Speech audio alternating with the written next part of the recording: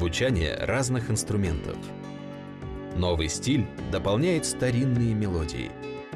А значит, история музыки продолжается. Смотрите программу Sounds on the Great Step на Казах ТВ.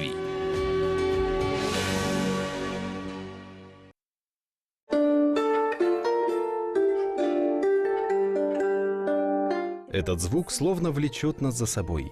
Звук очень глубокий, очень нежный. С первых минут он сразу же завораживает человека.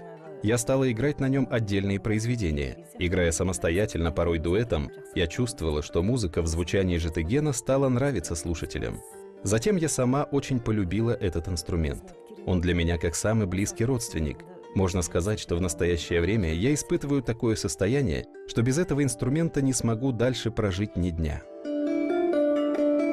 Если говорить о постановке, то многое в домбре уже поставлено, а у нас, то есть у житыгена, всего этого вначале не было. Хотя мне и нравилось звучание инструмента, тем не менее мне было трудно играть на нем, добиться нужного звучания. Поэтому мне было вначале боязно. Как бы мне он ни нравился, я несколько лет не решалась заняться им вплотную. В то время исполнителей-то было немного. Едил Кусаинов и Саулиапай. Был Шахпан. Вот и все, всего 3 человека. Эти исполнители мои предшественники, хотя при встречах мы и знали друг о друге, однако в целом исполнителей почти не было. Надо признаться, я вначале к житыгену отнеслась настороженно. Позже, постепенно освоившись, совершенствуясь, мне выпало первое открыть школу житыгена в нашей стране. Уже обучая ребят, я поняла житыген уже с другой стороны, начала искать в нем новые грани. А сейчас я уже не могу представить свою жизнь без житыгена. Для меня житыген стал ребенком, рожденным мною в муках, потому что я лично присутствую во всех его реконструкциях.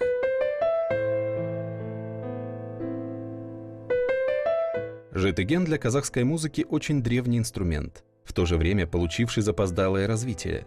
Созданный из 7 струн, в настоящее время он имеет уже 22 струны. Однако репертуар у него небольшой. И все-таки в современных ансамблях и оркестрах житыген является одним из главных инструментов. Нургул Жакыпбек – музыкант, превративший старинную реликвию в свой музыкальный талисман. Возможно, поэтому она хорошо владеет секретами житыгена, обладающего таким нежным звучанием. Мелодии житыгена чарующие и лиричные, и произведения его очень глубоко проникают в душу человека, уводят в чудесный мир музыки.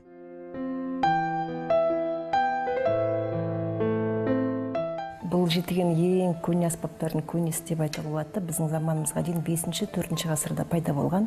Житыген можно назвать древнейшим инструментом из всех известных. Он появился в V-IV веках до нашей эры. Народ пользовался им, но в XIX веке он словно канул в бездну и был забыт. И поскольку на этом инструменте не играли в течение столетия, какие произведения исполнялись на нем, мы можем только предполагать. Репертуар инструмента, ушедшего в глубокое забытье, не сохранился. Мы исполняли преимущественно нежные мелодии, пробуждающие внутреннее состояние человека, волнующие его, нежели содержащие шум и гам. Как свидетельствуют легенды, кюи для житыгена существовали. Если верить им, на житыгене исполнялись в основном грустные мелодии. Но поскольку нот тогда не было, на житыгене мы исполняем кюи, написанные для домбры, сабызгы, кобыза. Кюи в моем исполнении – это кюи, предназначенные для игры на домбре. Поскольку они написаны специально для домбры, мы выбираем среди них более подходящие для житыгена. Потому что невозможно передать на житыгене звуки домбры. И поэтому мы приспосабливаем их к нашему инструменту. Молодые композиторы уже сочиняют специально для житыгена красивые кюи и песни, а в настоящее время восполняю свой репертуар ими. Енді аспаптың үніне лайық, нәзік үніне лайық, әдемі күйлер, әуендер шығарып енді бастадық. Қазір енді сонымен толықтырамыз.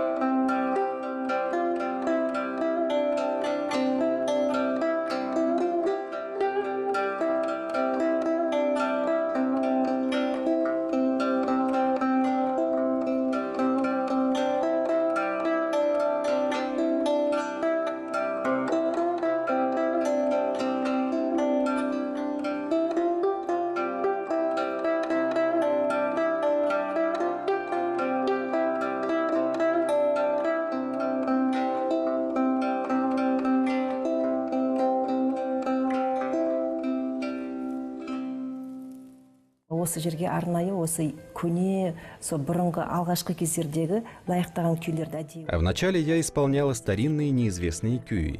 Их я приспособила к житыгену еще в первые годы. А в настоящее время я играю кюи, переложив их на житыген. Кюи для домбры. Впервые, когда я стала приспосабливать кюи к житыгену, я взяла кюи Байжигита Коксерке. Он написан для игры на домбре. Мы исполнили его вместе с ансамблем Сазген Сазы. Когда эта музыка была переложена на житыген, звучание получилось какое-то трепетное. Я поняла, что сумела передать волнение композитора, его состояние души. Кюи был воспринят слушателями очень тепло. Я поняла, что исполнение на житыгене было более действенным на душу человека, нежели исполнение на домбре. Поэтому до сих пор не расстаюсь с этим кюем. Для житыгена он стал своего рода классическим кюем, словно был специально написан для этого инструмента.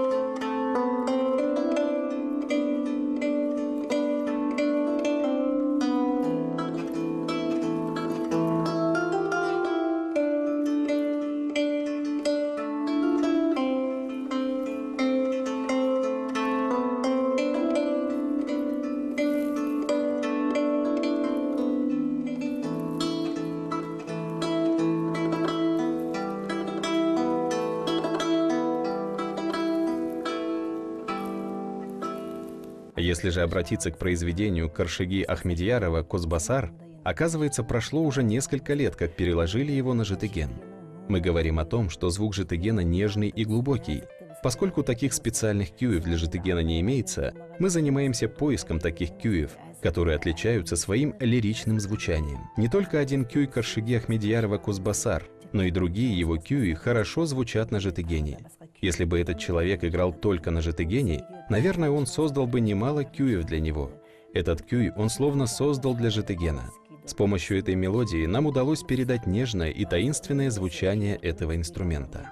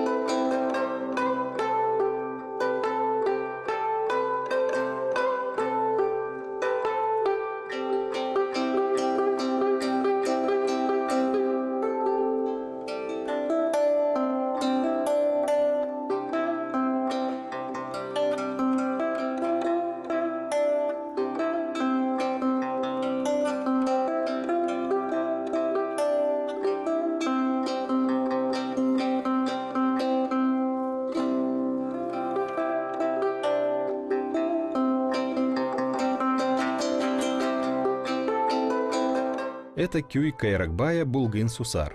Он тоже словно специально написан для житыгена. Кюй раскрывает все возможности инструмента.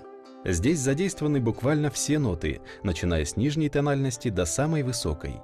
Возможно, поэтому вокруг распространяется большое разнообразие мелодий. Это настоящее лирическое произведение, захватывающее душу слушателя целиком.